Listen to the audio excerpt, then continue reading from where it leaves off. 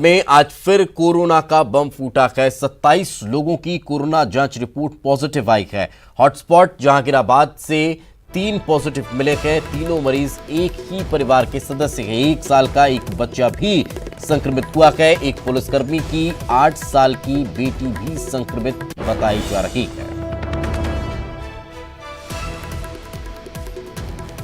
और ज्यादा जानकारी के साथ हमारे सहयोगी पूजा माथुर हमारे साथ जुड़ चुके हैं। पूजा, क्या ताजा अपडेट फिलहाल? और देखिए, 27 लोग आज फिर भोपाल में पॉजिटिव पाए गए हैं और लगातार हॉटस्पॉट जोनों से ही ये सामने निकल करके आने का मरीजों का सिलसिला लगातार जारी है। आज फिर जहांगीराबाद से पॉजिटिव मरीज निकले हैं, जिसमें एक ही परिवार के 3 मरीज सदस्य हैं जो मरीज बन करके सामने आए हैं। हॉटस्पॉट जोन जो शहर के लिए है वो कहीं ना कहीं डेंजर जोन बन गए और यही वजह है कि हॉटस्पॉट जोनों पर प्रशासन की पूरी नजर है और सख्ती से वहां पर लॉकडाउन का पालन कराया जा रहा है। भोपाल शहर फिलहाल रेड जोन में है और इस बार पूरी कोशिश की जा रही है, क्योंकि अब ऑरेंज जोन को खत्म कर दिया गया है, कि जल्द से जल्द रेड जोन को ग्रीन जोन में तब्दील किया जाए। लेकिन जिस तरीके से संक्रमण की चेन शहर में हावी होती हुई दिखाई दे रही है, कुछ स्पेसिफिक एरियाज हैं जिन्हें हॉटस्पॉट डिक्लेयर किया गया है और इन हॉटस्पॉट जोनों से ही निकल करके संक्रमित मरीज सामने आ रहे हैं, क्योंकि कहीं ना कहीं कह सकते हैं कि संक्रमण की चेन वहां टूटती हुई नहीं दिखाई दे रही है। जो इन्फेक्शन है वो इजीली ट्रांसमिट हो रहा है, या फिर कह सकते हैं कि कम्युनिटी स्प्रेड इन एरिया में ज्यादा दिखाई दे रहा है। यही वजह है कि रोजाना जो मरीज निकल करके आ रहे हैं वो एक बड़ी संख्या में आ रहे हैं। दर्जन भर से ज्यादा मरीज निकल के आ रहे हैं और खासकर अगर हम बात करें तो जैसे पहले से ही शुरुआत से ही स्वास्थ्यकर्मी हो या पुलिसकर्मी हो इसकी चपेट में आते हुए दिख रहे हैं। ये सिलसिला अभी थमने का नाम नहीं ले रहा है। लगातार जो रिपोर्ट पॉजिटिव आ रही है उनमें स्वास्थ्यकर्मी या पुलिसकर्मी की रिपोर्ट भी कहीं ना कहीं रोजाना लगभग पॉजिटिव मिलती ही है और इनके परिवार के सदस्यों को भी कहीं ना कहीं इसका खामियाजा उठाना पड़ता है। तो कह सकते हैं कि ये जो हॉटस्पॉट जोन है वहां पर संक्रमण की चेन को रोकना फिलहाल जरूरी हो गया है, क्योंकि यहीं से रोजाना बड़ी संख्या में पॉजिटिव मरीज मिलते जा रहे हैं। बिल्कुल, चलिए, बहुत बहुत शुक्रिया पूजा इस तमाम जानकारी के लिए। आगे बढ़ते हैं खबर बैतूल से, जहां मंडी में धरने पर व्यापारी बैठ गए हैं। लाइसेंसधारी व्यापारी मंडी में धरना दे रखे हैं। पुराने व्यापारियों ने नए व्यापारियों पर आरोप लगाया है। नियमों को ताक पर रखकर काम करने का आरोप व्यापारियों पर नजर आ रहा है। मौके पर प्रशासनिक अमला पहुंचा है। नाराज व्यापारियों को समझाने की कोशिश की जा रही है। सोशल डिस्टेंसिंग का पालन करते हुए प्रदर्शन यहां पर किया है।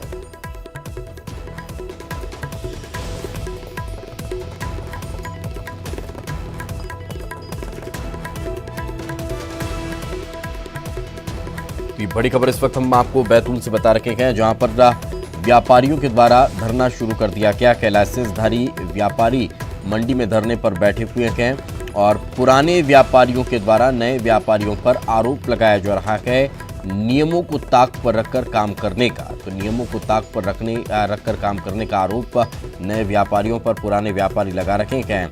अब प्रशासनिक अमला मौके पर पहुंचा है। समझाइश दी जा रही है, समझाया बुझाया जा रहा है। पूरे मामले को शांत करने की कोशिश यहां पर की जाती दिखाई देती है।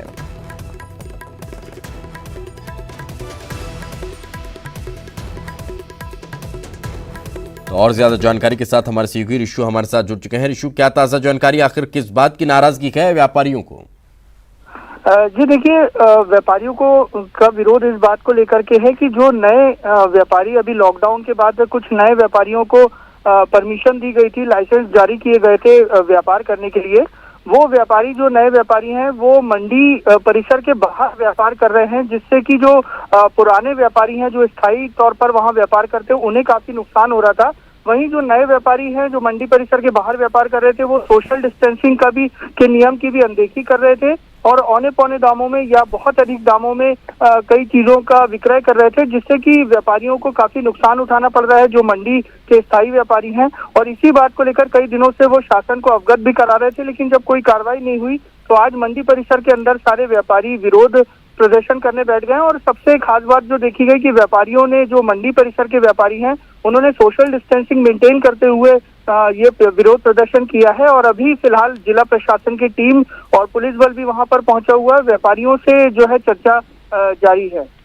चलिए, बिल्कुल, बहुत बहुत शुक्रिया इस तमाम जानकारी के लिए। तो कहीं ना कहीं अब ये नाराजगी देखने को मिल रही है। बैतूल से खबर निकलकर सामने आई है।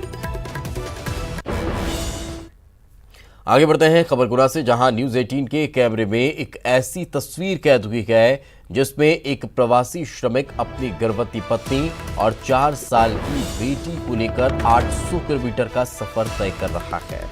एक छोटी सी मोपेड भी साथ है। रास्ते में पेट्रोल खत्म होने या नहीं मिलने पर पैदल भी ये चलते हैं। जिले में नेशनल हाईवे किनारे एक बबूल के पेड़ की छांव में बैठे परिवार पर जब न्यूज 18 की नजर पड़ी तो कहानी सामने आई है। कैमरे में कैद हुई वो तस्वीरें जो मन को विचलित करने के लिए काफी थी। कड़ी धूप में खड़े रहने के लिए जहां एक बार सोचना पड़ता है, वहां 4 साल की प्रतिभा बिना चप्पलों के नंगे पैर खड़ी नजर आई। श्रमिक राजेश कुमार गुजरात में रहकर मेहनत मजदूरी करते थे और अब यूपी में अपने गांव जालौन जा रहे हैं। परेशानियां तो सब बहुत हुई हैं कि पर रास्ते में नहीं कोई वैसी कोई दिक्कत नहीं हुई, आने जाने में कोई किसी ने नहीं रोका है। और ई पास मैंने बनवा लिया था, वहाँ से बोल दिया कि आप जाइए, यहाँ से कोई दिक्कत नहीं होगी रास्ते में। तो हम निकल आए वहाँ से, करीब हम पहुँच गए थे फरवरी में। तो 22 मार्च से ये लॉकडाउन हो गया। लॉकडाउन होने के बाद फिर वहाँ काम धंधा तो मेरा चला नहीं। अभी ये चालू कर दिया वहाँ से एमपी सरकार ने, तो हमने कि निकलना चाहिए यहाँ से, निकल आए वहाँ से। हाँ, दिक्कत तो हो रही है अपने घर जाने की। घर जैसे पहुँचे, सही लोग सोचते हैं कि घर पहुँच जाए अपने।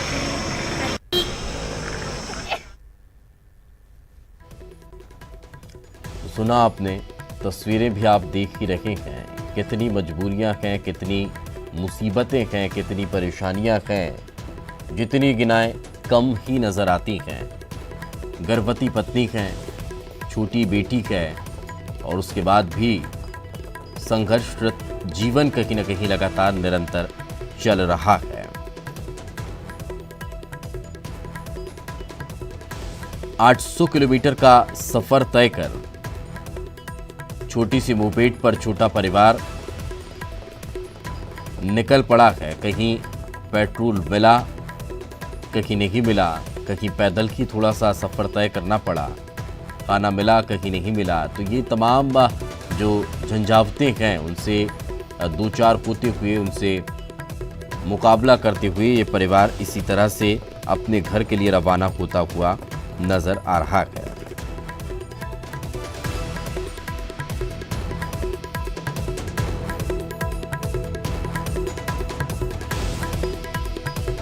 और ज्यादा जानकारी के साथ हमारे सहयोगी विकास हमारे साथ जुड़ गए। विकास, क्या ताजा जानकारी, अब ये परिवार को कोई सहायता मिल पाई या नहीं? दीपेश, फिलहाल ये मजदूर परिवार जो है वो लगातार चल रहा है। 700-800 किलोमीटर का सफर तय करने के बाद में जालौन की तरफ रवाना हुआ। लेकिन जो मदद है, मदद को लेकर यहाँ पर ऐसा कुछ भी देखने को नहीं मिला है कि इनको मदद मिली हो, क्योंकि पूरा परिवार एक खुद 2 पहिया मोपेड जो थी उस पर सवार था। गर्भवती महिला, 3 साल की बच्ची, उनके साथ में उनका पिता, तो पूरा परिवार ये मूवमेंट कर रहा था। रतलाम के आलोट से इन्होंने मूवमेंट किया, आइसक्रीम बेचकर वहां पे अपना धंधा पानी करते थे, छोटा मोटा काम करते थे। तो मजदूरों का जो लगातार पलायन चल रहा है उसी के अंतर्गत ये लोग भी वहां से मूवमेंट हुआ और उत्तर प्रदेश के जालौन की तरफ पूरा परिवार निकल चुका है। लेकिन इसमें फिलहाल ऐसा कोई मदद या ऐसी कोई बात सामने निकल कर नहीं आई कि इसमें परिवार के प्रति कुछ संवेदनशीलता कुछ बरती गई हो। लेकिन परिवार ने, जब न्यूज 18 ने इस पूरे परिवार से बात की, तो उन्होंने एक बात जरूर कही कि ई पास के लिए उन्होंने जो मांग की थी, तो ई पास मध्य प्रदेश सरकार ने जरूर उनको दे दिया था और रास्ते भर में कहीं ना कहीं उनको भोजन के पैकेट और अन्य सामग्री जरूर मिलती हुई नजर आई। तो दीपेश, आप मान सकते हैं मजदूरों का बड़े स्तर पर पलायन चल रहा है। तो ऐसी तस्वीरें सामने जरूर आती हैं, ऐसी तस्वीरें मन को विचलित कर देती हैं कि मजदूर जो मजबूर के मारे हैं वो लगातार यहाँ पर मूवमेंट कर रहे हैं, लगातार माइग्रेट कर रहे हैं। दीपेश जी, चलिए, बिल्कुल, बहुत बहुत शुक्रिया इस तमाम जानकारी के लिए।